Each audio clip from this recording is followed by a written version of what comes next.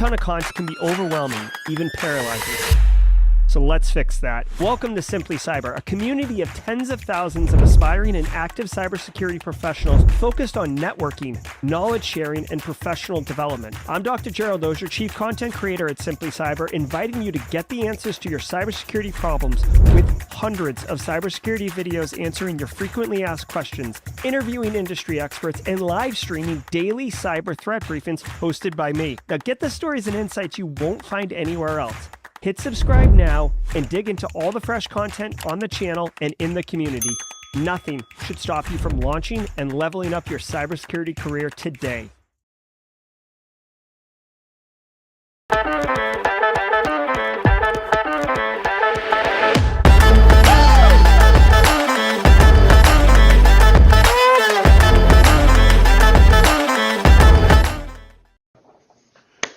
Good morning, good afternoon, good evening, wherever in the world you are located. Thank you for joining us today on your Friday. Got a new headset. Please just let me know in the chat, if you're able to hear me. The hinge was going out in the old one, so finally got the new one in. So hopefully it sounds like audio is working good. Got some intro music for the ladies and gentlemen. Let me know if this is too loud for everybody or if it's just right. But my name is Eric Taylor, CEO here at Barricade Cyber Solutions, and I am welcoming you to episode 399. Almost at 400, ladies and gentlemen. Almost at 400. It is crazy. I've actually got to turn down. I've actually got a little loud in my headset here. But today is June 30th, 2023, and my name is Eric Taylor. I am welcoming you here. I am, as we have been pretty much all week this week. I am in the A chair, as Dr. Gerald Dozier has put it. Guest hosting by his grace, allowing me to fill in for him and be able to provide technical analysis for you on today's episode of everything that is latest and greatest in the cybersecurity news. Please remember that each episode is worth half a CPE. If you didn't catch my comment yesterday, I did see some people in LinkedIn send me a message. Yes, I actually submitted this as part of my SAN CPEs, and they did do it. I just put it under community, and it was approved in like 2.5, 3 hours. So truth to power, if you will, or case study, if you will. But yes, it does get approved for CPEs. So if you're new into that world of having to follow your CPEs, please know that this does work for that situation. Bring up my other screen here, because I do want to introduce you to today to the show sponsors. As always, you know that we are an evergreen sponsor, and Panoptcy Security, as well as I'm being told, is a evergreen sponsor. They are designed to come in with their knowledge and expertise from the owner working at Great Canary and being a SANS instructor and everything that we've been talking about all week, to actually find those weaknesses inside of your organization, be able to help create a report for your C-suite inside of your organization to really get that budgeted items. Like, we really need to do MFA on our SSL VPN, right? I mean, I know there's a lot of technical jargon there, but there's some vulnerabilities here, right? You keep saying that an hour of downtime is it's going to cost us X amount, but this firewall hasn't been patched in 6 months, and we really need to get this thing done. So bringing in an organization like that could definitely help you get the items that you want completed in a timely manner, so that way the network and the organization can be more secure, going into 2024 than you were in 2023. And that's really what the goal is, ladies and gentlemen. You want to be able to take those steps to make your business more secure in year 2 than you were in year 1. And that's essentially what a CISO is, right? So reach out to Panoptcy Security, see if it's a good fit for your organization, and see if you can be able to leverage them to be able to get the things that you've been struggling to get done in your organization, right? If you are here, please do say team. Do in the chat team.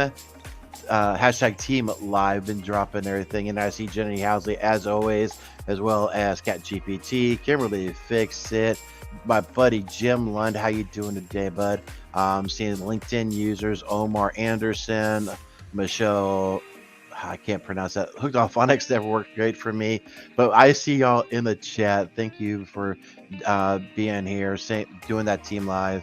If you are on team replay, you didn't miss us live, but you're still catching in and still enjoying what I'm putting talking about. Please put in team replay. Definitely love seeing you.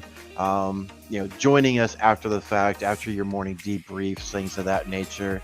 If you are team audio, I know you can't put it in the chat, but we see you out there downloading these episodes, and we do enjoy or appreciate you taking in this information on your drive to your next site or into the office, or out of the office, whatever the case is, and how you're consuming us on your audio podcast. So thank you so much for tuning in as well.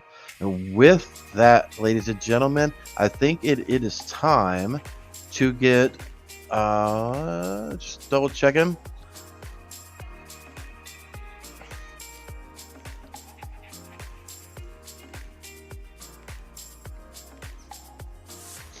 Oh, yep, that's right. So yeah, okay, that's a note for me. Apologies. So I'm just going through the notes here. Looks like I did pretty much catch everything. It looks like I did miss dadgummit that Worldwide Wednesday on Wednesday. I was talking about IT Pro from ACI Learning. They do sponsor the Worldwide Wednesday. So, all right. With that said, I think it is time to stop the music and fire up the top cybersecurity news of the day, ladies and gentlemen. From the CISO series, it's Cybersecurity Headlines. It's Friday, June 30th, 2023.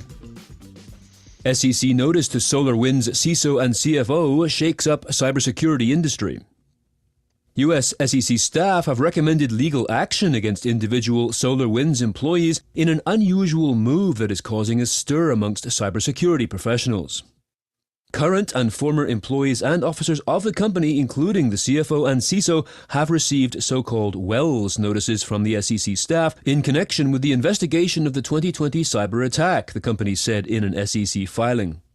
The notices allege that the company violated federal securities law by not having internal cybersecurity controls in place to prevent the attack. A SolarWinds spokesperson defended the company's response to the attack, but said its executives may face charges related to their handling of the situation. Oh man, so this has been something that's been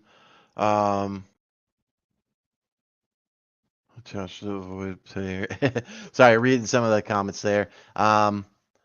This is definitely something that's been a long time in the making, right? Where and I don't think this is going to be the first one by any means. I think the Kaseya breach, things of that nature. There may be more and more of these type of situations. Definitely, probably not by the SEC, but I would suspect more of these type of things against a lot of these larger organizations that have been compromised.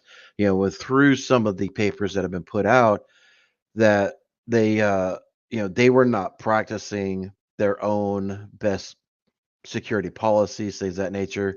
I did mention yesterday about the SOC 2 analysis and how it can be very scoped. A lot of vendors will, say that they are SOC 2 compliant, but what they failed to mention is about what part of the business is actually SOC 2 compliant. Is it, your janitors as SOC 2 and then nothing else? Sorry about that. I need to take a small drink there, but yeah, this is going to definitely be. I seen this come on my radar last week, or maybe earlier this week. It's going to be interesting to see exactly um,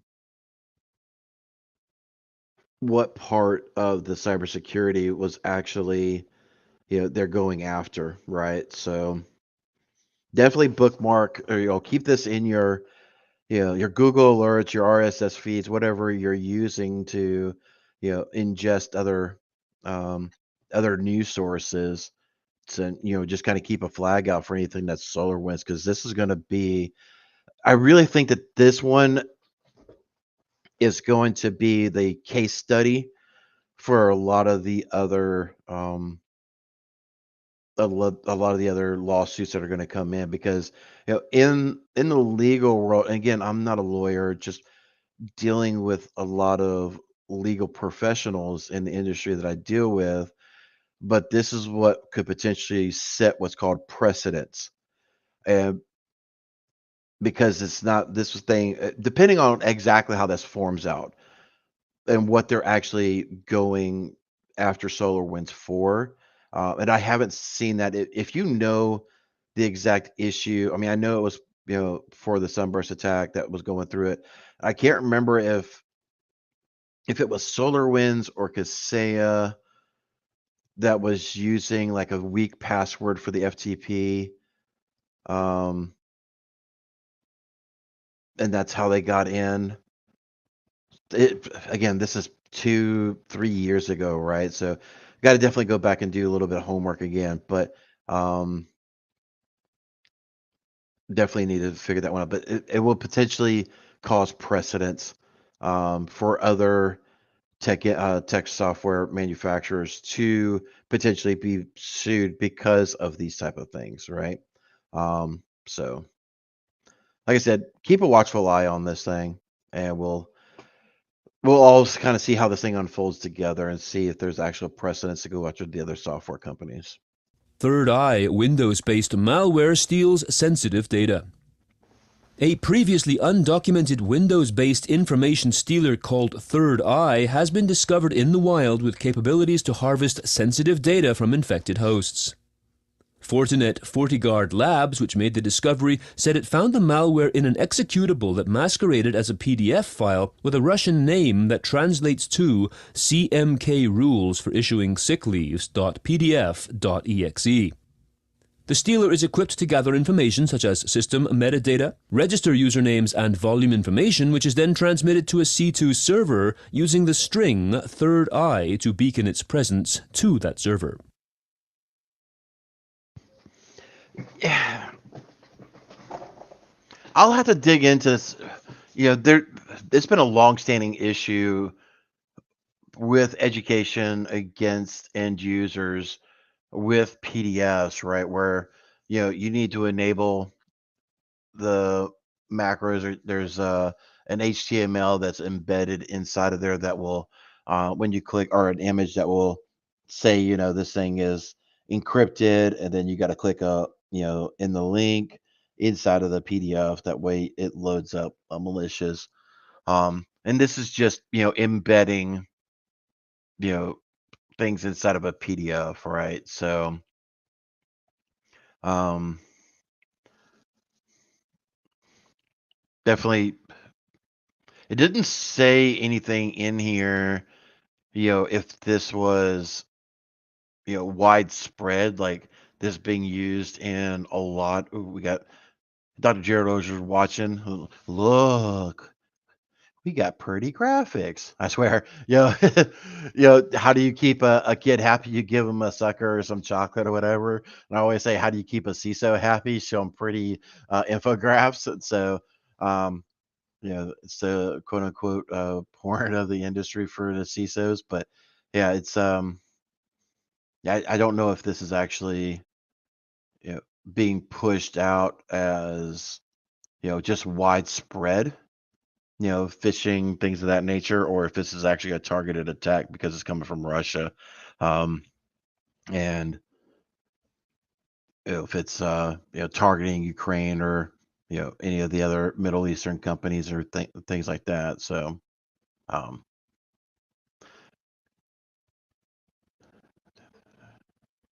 try some.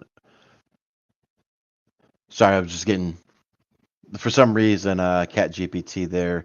It, message there caught my eye, but cool. All right, on to the next story. But yeah, this is just another one to keep an eye on, right? See what comes out from, you know, this Third Eye. payload. So I'm sure there'll be more information to come. Cyber Command to expand the Canary in the Coal Mine unit working with the private sector. The U.S. Cyber Command is doubling the size of a little-known program that serves as one of the military's chief links to private industry in order to bolster the country's defenses against cyber threats. The team of tech-savvy military and civilian experts will grow from 12 to 24 people by this time next year, according to Army Lieutenant Colonel Jason Seals, the command's chief of private sector partnerships. Cyber Command and companies use tools like Slack and Microsoft Teams to communicate daily about digital threats. During a recent interview at the NSA's Cybersecurity Collaboration Center, he said, quote, "We need to make sure that we have additional resources and capabilities available and not put the burden so much on the small handful of folks that we have now." End quote. This is interesting.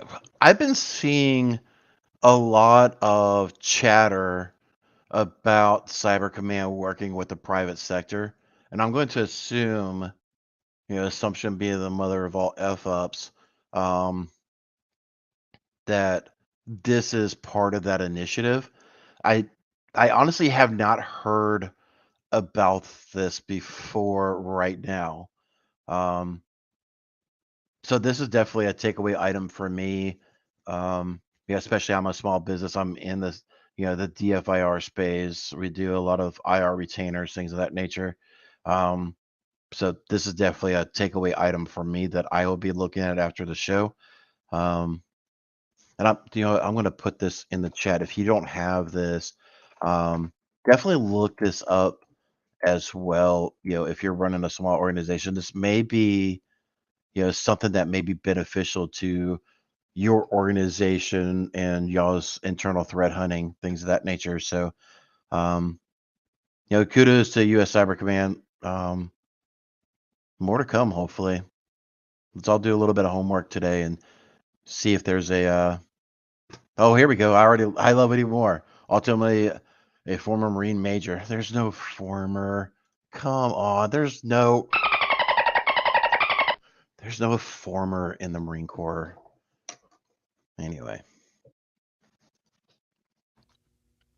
Microsoft Sysmon now detects when executable files are created. Sysmon 15.0, released Wednesday, includes two new features: the hardening of the program by turning it into a protected process, and this ability to detect when executables are created on the monitored system. As Sysmon is commonly used to detect malicious behavior, it is in threat actors' best interest to tamper with or disable the software. With this release, Microsoft converted the Sysmon.exe executable into the protected process to prevent malicious code from being injected. Oh yeah, that it is, dude. That last line right there. Getting Sysmon as protected code from to be not impacted. That is a huge step forward. Those who don't know, okay, Windows logging is so awesome, ladies and gentlemen, that sysjournals had to create another logging tool just to help us, track stuff down. And Sysmon, it really is a Army Swiss knife of logging. It can be the noisiest darn thing in the world. Fortunately, there's a lot of a lot more smarter people than I in that space that actually put together proper or better logging, ingestion and frameworks for Sysmon, configuration files, so that way things are better grouped and better understood, things of that nature. And it does show a lot more information when you're trying to troubleshoot. Even the even for your internal IT, trying to figure out what's happening on a workstation. Why is an application potentially crashing, things of that nature, right? So it's this is huge. I love it. There was also one thing. So if you're in internal IT, so we'll go a little jaw jacking, but it's definitely on topic here. So if you're in internal IT, definitely look at Sysmon 13. I think it started with 13. I could be wrong, but there was a feature that was added where anytime a file was deleted, Sysmon would take that file and put it into another folder that you had set up. So that way, in case for some reason it was, accidentally deleted or whatever, you can be able to pull it out of that quote unquote deleted repo, if you will, and be able to restore that file. So, like I said, Sysmon's got a lot of cool features. Um, so if you're, oh, excuse me. So if you're not using Sysmon, so if you're an internal sysadmin, network administrator, whatever you're doing IT, Sysmon should be deployed as a default for anything, right? So take that away as one of your action items, please. And now a word from our sponsor, App Omni. Over-provisioned users could expose your organization's most sensitive data. Just a single attack on one of those users may compromise your entire SaaS estate. With App Omni's identity and threat detection capabilities, you can detect and respond to suspicious activities within your SaaS environment. Gain visibility into over-provisioned users, the SaaS data they have access to, and receive guided remediation. Get started at appomni.com. That's APPOMNI.com. All right, ladies and gentlemen, and with that, I've been messing with this a little bit. Let me turn down the audio before I do this, but it is time for the mid-roll. Let me know if that is a little too loud. I'm having to adjust the sound up and down, but hopefully that's not too much. But anyway, this is the part of the show where we do talk about the Simply Cyber Community Challenge and talk about other things that are actually impacting some of our internal operations. But definitely if you're not on LinkedIn, definitely get on there. Jack Scott, I think I saw you in chat. I actually need to switch over to my mod chat in Discord. There we go. So, Jack Scott, if you're there, say hey. Meant to actually message you this morning, but if you haven't seen Jack Scott's post from yesterday, there's Jack. There you are. Go check out her post. I just put it in the chat. She definitely did kind of what I did there, right? She went and did a whole video, so that was really, really cool. So I always like to see the video responses. I think it's a lot more personable, and it really helps you connect. So if you are part of that Simply Cyber Community Challenge, please consider doing a video. I like it. I really do. And stay tuned after this. Like I said yesterday, I will stick around. We will do an extended jaw jacking section, so that way we can, or I can be able to answer y'all's questions, things of that nature. I did see a couple comments yesterday that y'all guys did have a ton of questions for me, so I am a little worried a little bit. So, one second. I did get back with Jack, or not Jack, but Haircut Fish yesterday. And if y'all remember the meme of the day yesterday, he put me on. Let me actually, before I totally mess up everything, we'll do like this. So the that back up. The reason he put me on there was because of, and those who don't actually have a Flipper, it actually has a dolphin that's on there. So that was the reason why he did that. It wasn't because of some of the tinfoil hat things that we were talking about and Restream kind of messed up. So it was pretty cute. It was pretty clever. Now that I fully got the context of it, I got 2 or 3 of them floating around here somewhere, and for some reason I didn't pick up on it until he explained it. So wanted to share that with everybody. With that, I guess let's fire up and head on to. Oh, I'm sorry, I almost messed up. Did Jack Scott tag somebody?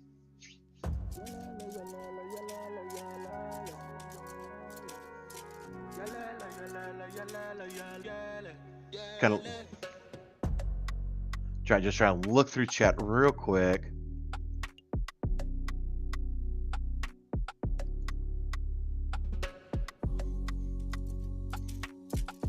Okay, not yet. Jack Scott, please do me a huge, massive favor and take there you go. I can take one of your off your hands. Haircut fish.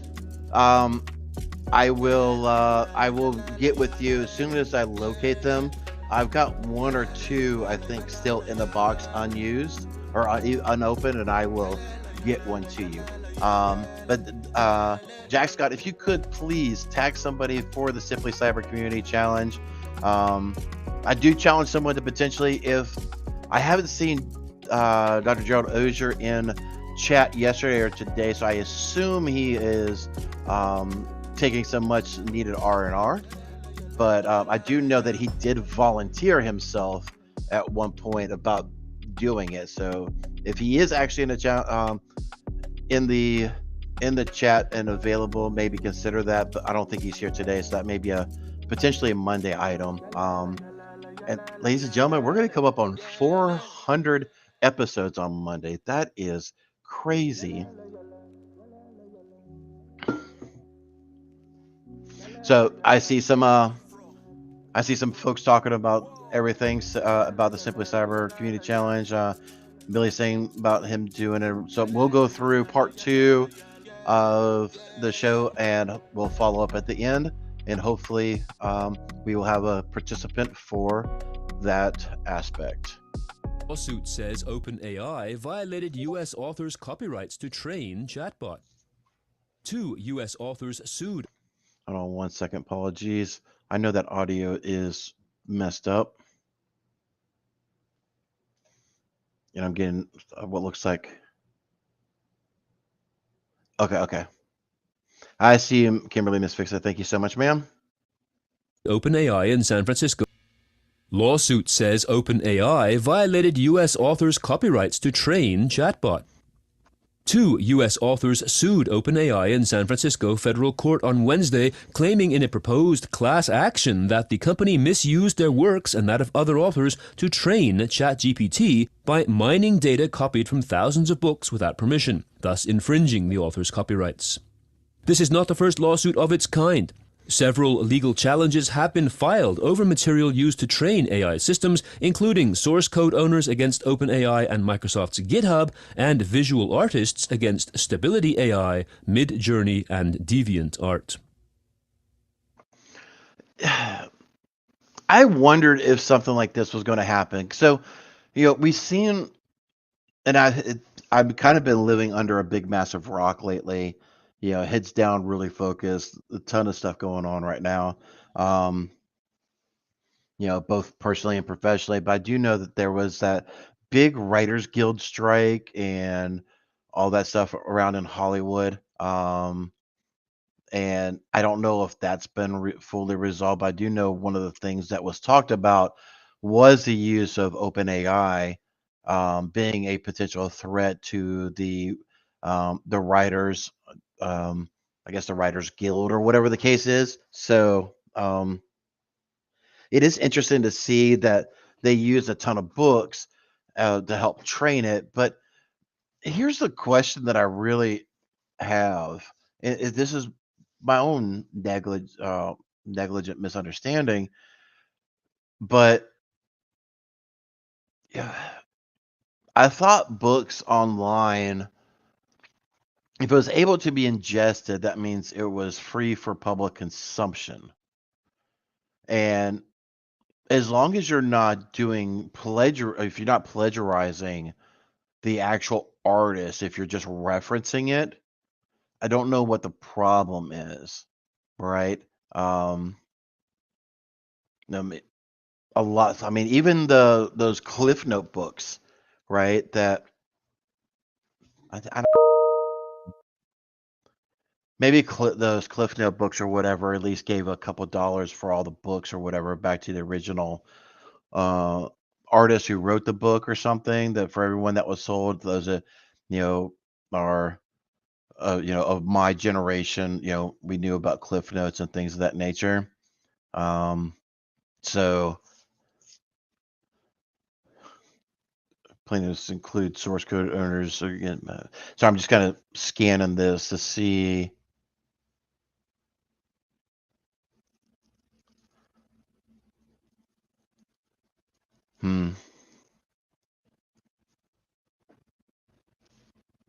Including, yeah. Oh, so I think this might be where they're coming in with a problem. So including legal software libraries that offer copyright books without permission. So maybe the allegation here is, they illegally obtain copies of these books and manuscripts and things of that nature to dump into AI. So they didn't, at least, buy the original one. So think think of the the days before streaming for those who that are younger than I, um that we used to have VHS and Betamaxes, and you actually had to go to a place called Blockbuster and those other stores to actually rent and purchase DVDs. It was long before you could do streaming, or heck, even Netflix, where you could be able, and those other services where you can actually have DVDs where you rented. But essentially, as long as you owned a copy of it, you're allowed to share it and things of that nature, right? So that might be where some of this stuff is going into. All right. Android spy app Let Me Spy suffers data breach. Android-based phone monitoring app Let Me Spy has disclosed a security breach that occurred on June 21st, allowing an unauthorized third party to steal sensitive data associated with thousands of Android users.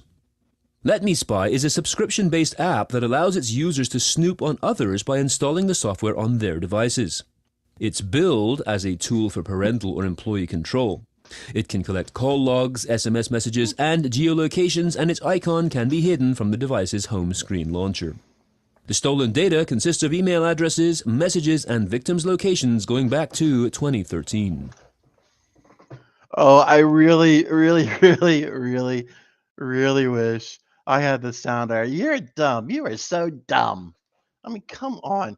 You literally have an application that its sole purpose is phone monitoring.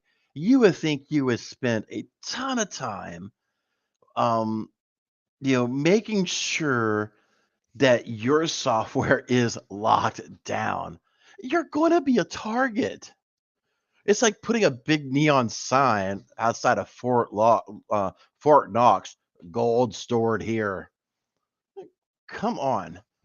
No, I don't know. We're not going to get into the whole, political, is gold actually still there or not. I don't care about all that crap. But anyway, you're literally, advertising to, hey, we have a lot of secrets over here, and we're just gonna look the other way, right? Come on. Oh, this is just too freaking. You are dumb. You are so dumb. All right.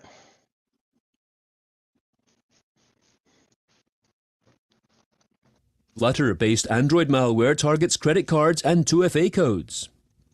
Cybersecurity researchers have shared the inner workings of an Android malware family called FluHorse, Fluhorse. The malware, quote, represents a significant shift as it incorporates the malicious components directly within the Flutter code, end quote, said Fortinet FortiGuard Labs researcher Axel Avril in a report published last week. FluHorse was first documented by Checkpoint in early May 2023. The initial intrusion vector for the malware is phishing, and its ultimate goal is stealing credentials, credit card details, and two-factor authentication codes received as SMS to a remote server under the control of the threat actors. Lesson learned. I mean, you see Checkpoint, you see Fortinet. I mean, this is the second report from, the Fortinet teams today, or at least the second report citing Fortinet, FortiGuard Labs. You know, it's phishing is still a freaking thing, right?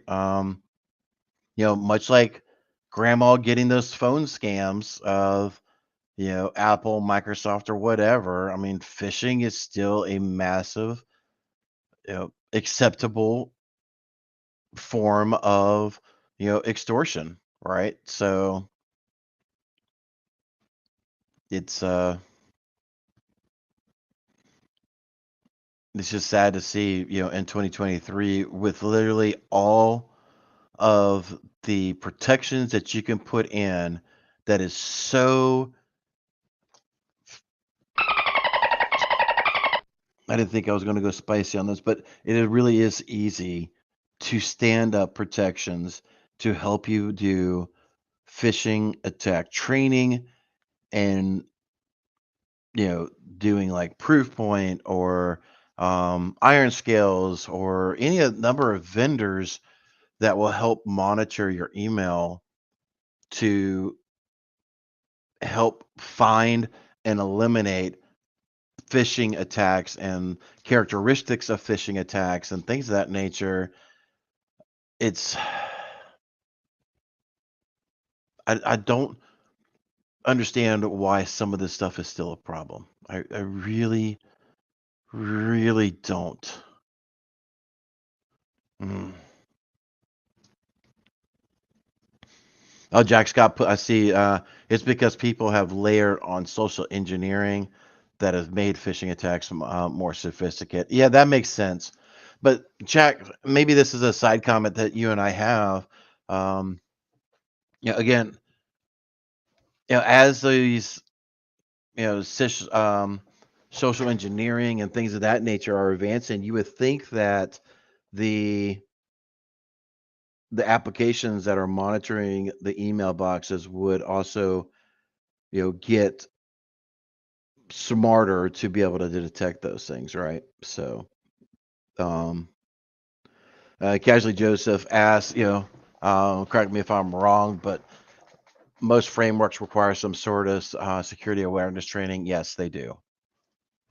They absolutely do. And I just knocked over one of my workstations over here. All right, but yeah, we won't beat a dead horse on this one. It's again, I'm just surprised that this thing is still an issue, but it's got to be profitable for them. I mean, it's still a thing, right? So, Sony's confidential PlayStation secrets spilled because of a Sharpie. what? Highly confidential information about Sony's PlayStation business has just been revealed by mistake. As part of the FTC versus Microsoft hearing, Sony supplied a document from PlayStation chief Jim Ryan that included redacted details on the margins Sony shares with its publishers, its Call of Duty revenues, and even the cost of developing some of its games.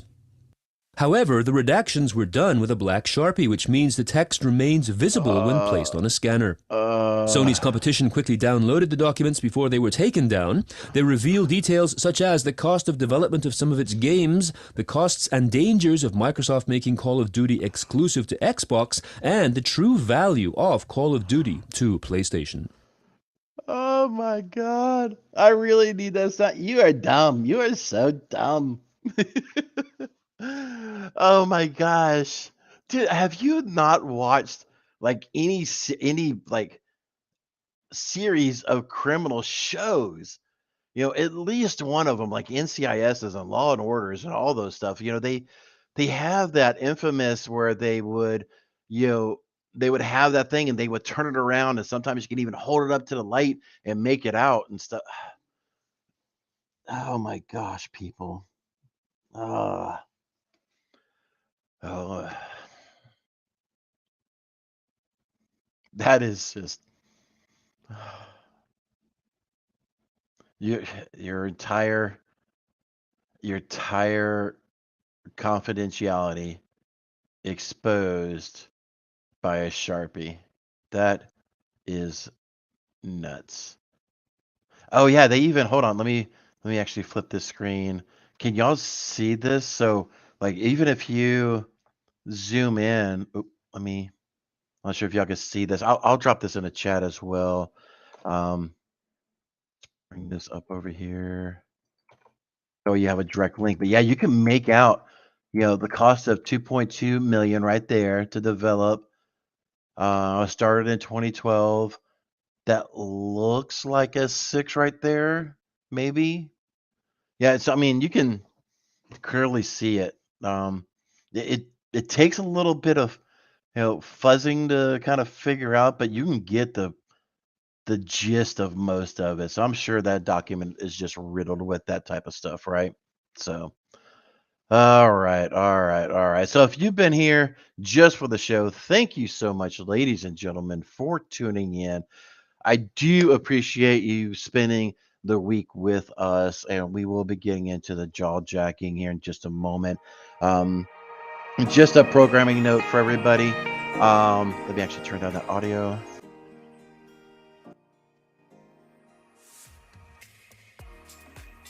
There we go. Make sure that that's not too low, too loud, or whatever. Let me know. Just as a programming note, we will have an episode on Monday because of July 4th here in the States. There will be no CISO series. There will be no daily cyber threat briefing on Tuesday, and Dr. Gerald Ozier will be back in the A chair on Wednesday, picking back up, dropping his CISO knowledge for you, ladies and gentlemen. I will still be here on Monday unless things change over the weekend. But yeah, we will look forward to seeing everybody on Monday for the cybersecurity news. And with that said, I like promised, now is the jaw jacking session, ladies and gentlemen. So in the chat, oh yeah, sorry. Thank you so much for mentioning that. We do have an exception or an acceptee of the Simply Cyber Community Challenge. Carrie White is doing the challenge. So definitely go over to your LinkedIn, go find Carrie White later on this afternoon. Look for that hashtag. Look for connect with Jack Scott if you haven't connected with her before. Follow her. She's doing some really, really cool stuff. She's got her whole the Jax Act bill that she's trying to get to go through for some injured veterans. I don't want to go too deep into that, and but I just don't want to overstep what I'm allowed to say. So read up on her. I'm sure she discloses some information, but it's really cool to see her, fight for impacted veterans and certain aspects of injuries. So that's really, really cool. But definitely. So with that, we will go into the questions. First question I see, again, for those who are in the chat, please put that Q in there, and that way I can easily find it, bring it up, and answer those questions. Jen Housley, I just see your Discord here.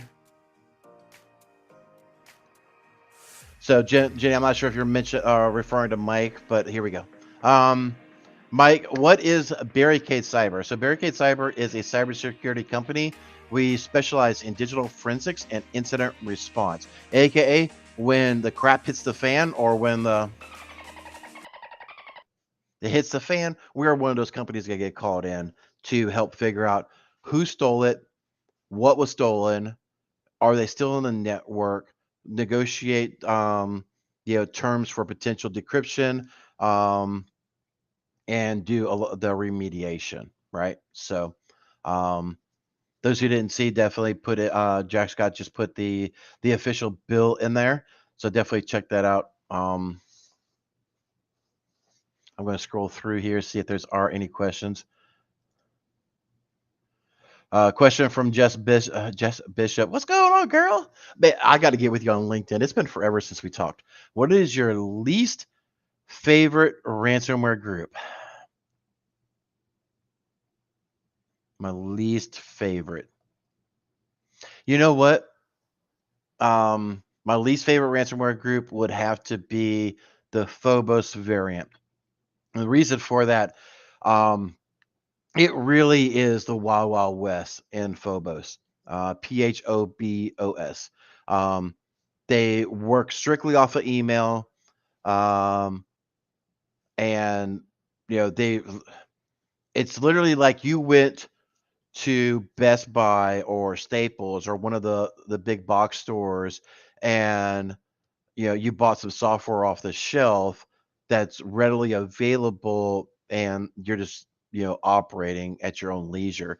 A lot of times they are so improperly managed internally, because they're just small little groups of folks, um, that they a lot of times they'll do what's called double, triple, and quadruple extortion, um, where you have your initial payment of extortion, you have data exfil, which is typically your part of your double extortion.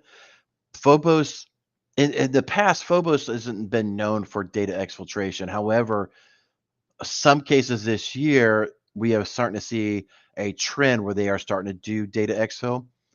But taking data exfil out of this particular topic, they will ask for one payment and it'll decrypt some of your files, and then they'll, hey, we still have X number, and it keeps going and keeps going and keeps going. And then they'll be like, oh, well, hey, we stole a bunch of your data. And then, if you don't want to leak it, Phobos just really, really is a really, really nasty group, and they're really hard to deal with, from a negotiation standpoint. All right. Let's see. Looking for other questions.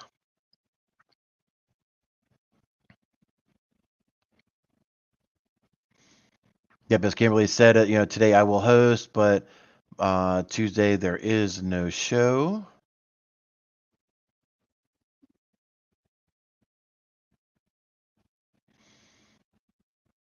What's everybody doing this 4th of July? Any big plans?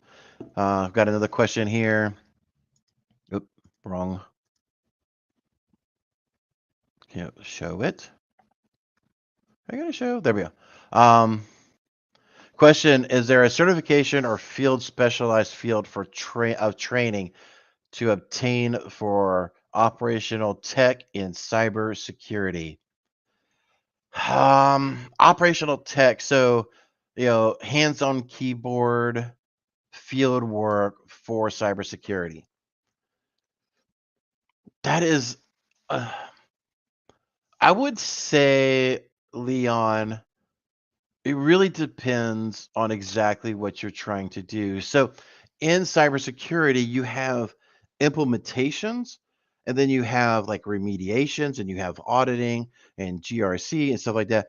Um, so I'll try to take it from both, a couple of different sides. So, in preparations and securing, blue teaming, if you will, going through network plus security plus as at least a starting point would be a good idea.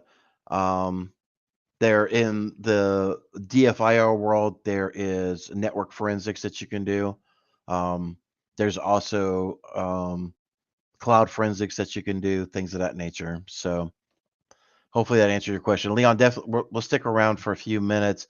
If I didn't ask your question, please re-ask it. Please re-ask it. Got another one here. Do you have a LinkedIn for people to connect with? Yes, I do. Oh, Kimberly fixed it. Thank you so much for dropping that in there. Huge champion.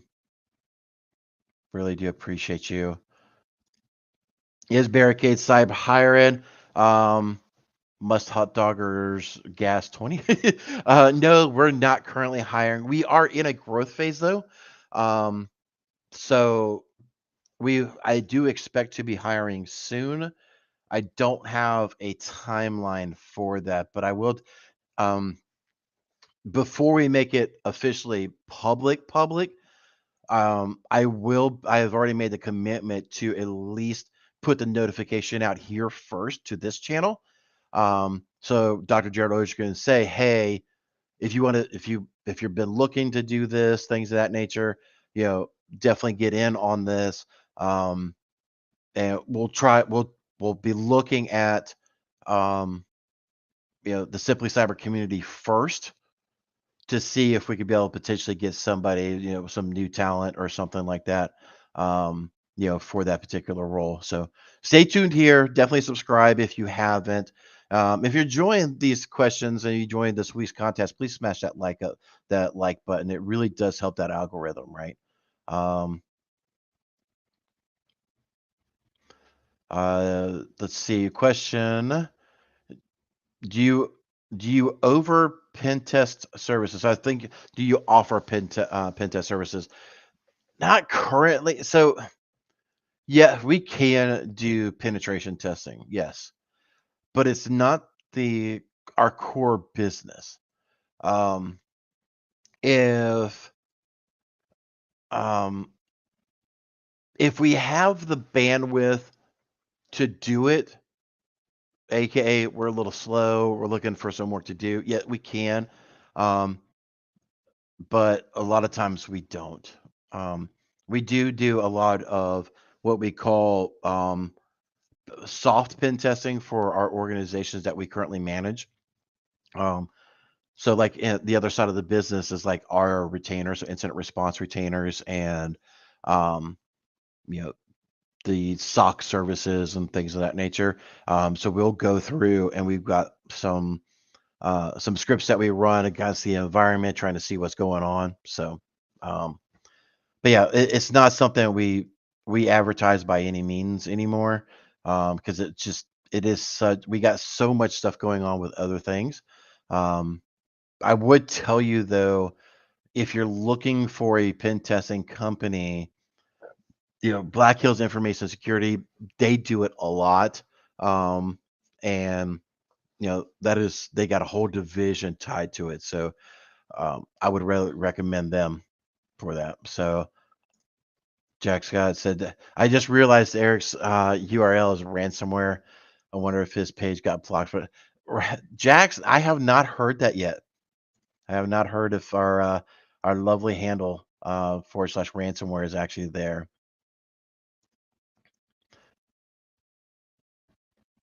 I said doo doo. Okay.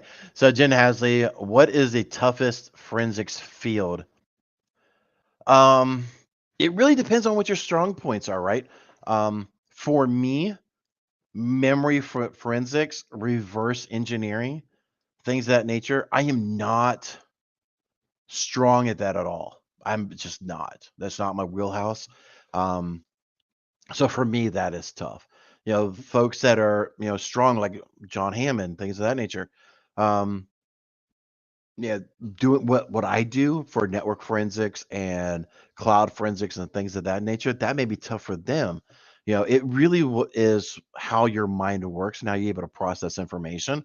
So I think it really does depend on the person. But again, for me, memory forensics, reverse engineering, things of that nature, I really, really struggle with that stuff. So, I definitely try to rely on people smarter than I in that field. Just goes to show that you can't know everything. You just can't. So let's see. Question here. Looks like it actually came from my channel. So what helps in landing a job as secure in the SOC? Okay. I would say if you don't have any certifications, having the ambition. You know, I have always so early in the company, I made the mistake of hiring certs over ambition, and it built a bad culture. People weren't happy with their job. They were just looking for paychecks, things of that nature. But if you get somebody in your organization that has that drive, that has that passion for everything, that helps, having that ambition. And when you have that ambition, just as Jess Bishop just said, part of the networking. So when you're doing your networking, you're doing your outreach, you're doing these things, um, that ambition shows up, right? So it's easily able to be betrayed. People see it. So it makes it so much better, when you're trying to get out there. So hopefully that helps you.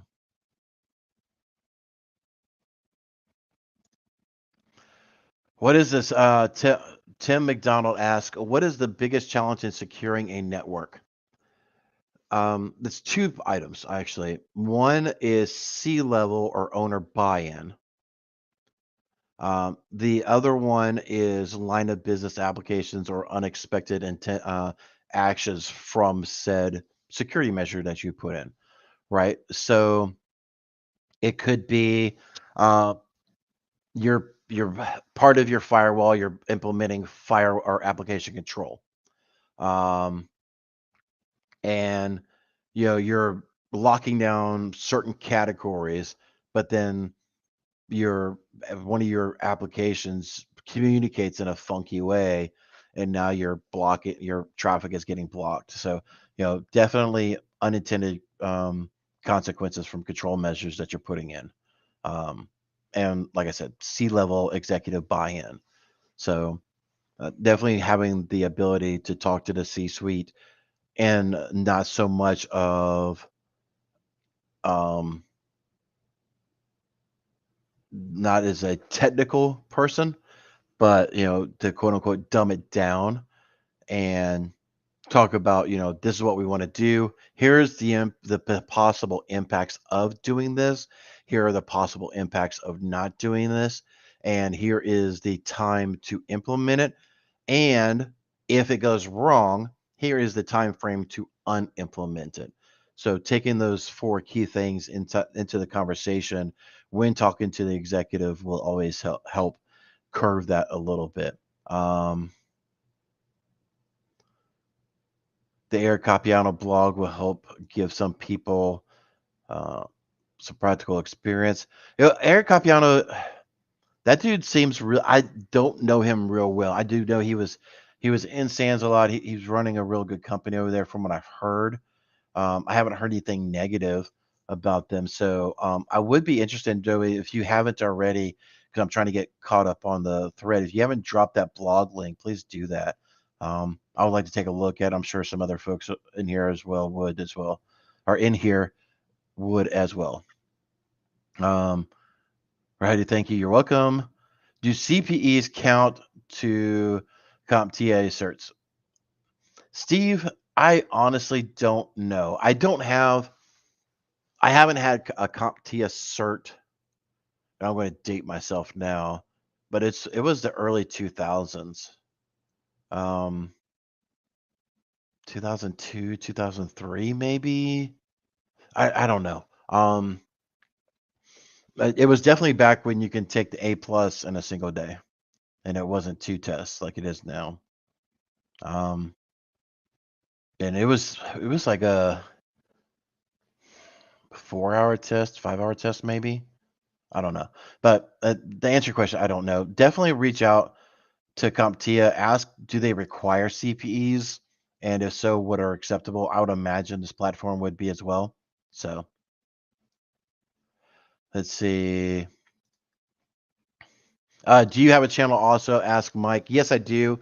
YouTube.barricadecyber.com take you over to the Barricade Cyber YouTube channel. I have not been very active on there lately. I do plan on getting more and more active. The marketing team is definitely pushing me to do that. So you'll see like this week's stream pushed over there. We're coming up with some other ideas to do it, but I will be getting more active. So it really is right now um, time restraint. So just busy with so many other things. I just, I want to do certain topics. I just haven't had the hours in a day to actually get that done. But yeah, just go to youtube.barricadecyber.com and it'll redirect you to the YouTube channel.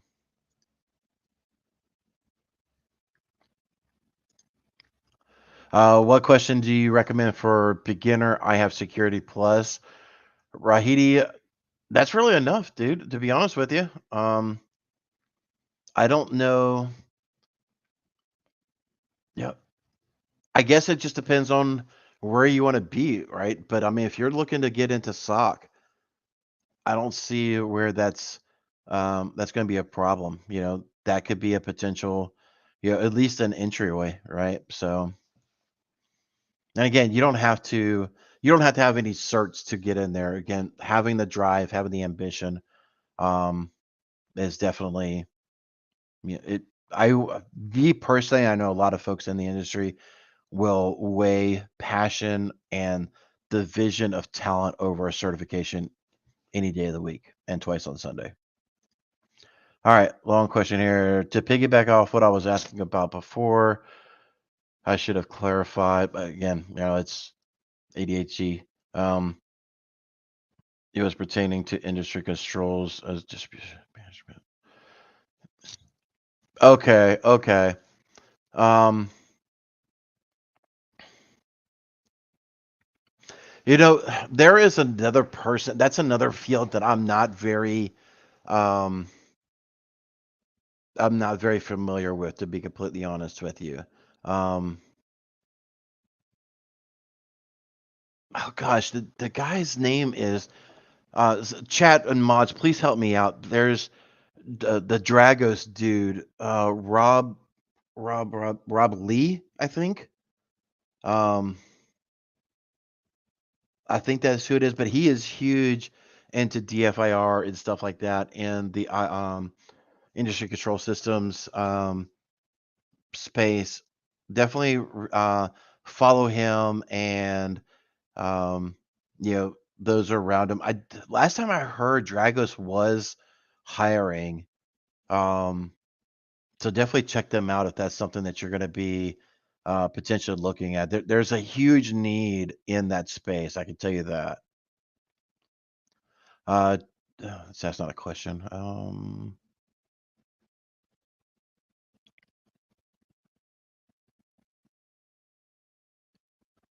Let's see. Just going through it. Steve, awesome. Thank you, Eric. Absolutely, sir.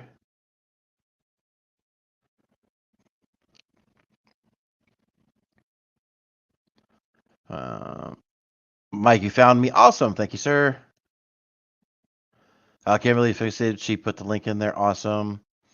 Tim McDonald, have a great day. Great job. Thank you so much, sir.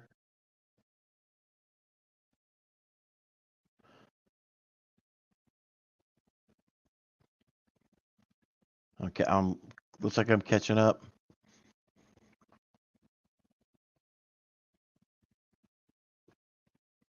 Awesome, ladies and gentlemen. So yeah, I'll stay here a few more minutes. If y'all have any last minute questions, definitely drop them in here.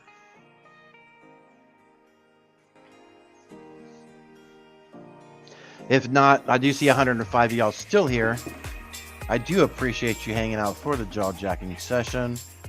I hope y'all have some awesome plans. Please stay safe out there when traveling.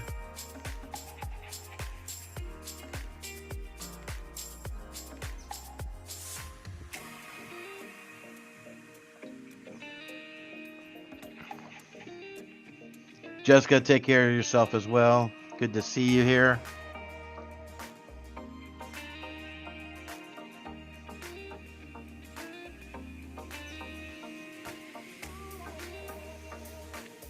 All right, ladies and gentlemen, I'm not seeing any more questions coming in, and we are at 9:05 on the East Coast. Definitely got some work to do over here. I do greatly appreciate everybody tuning in this week so far. Y'all, ladies and gentlemen, have an awesome weekend. And as always, enjoy the sea shanty and enjoy it. We'll see y'all next week. Stay secure. There once was a kid whose passwords laid across all sites. They were the same. A criminal then found their fame by taking that data to go. Soon may a criminal come to steal your pictures and data and run. One day when the crime is done, they'll steal your account and go.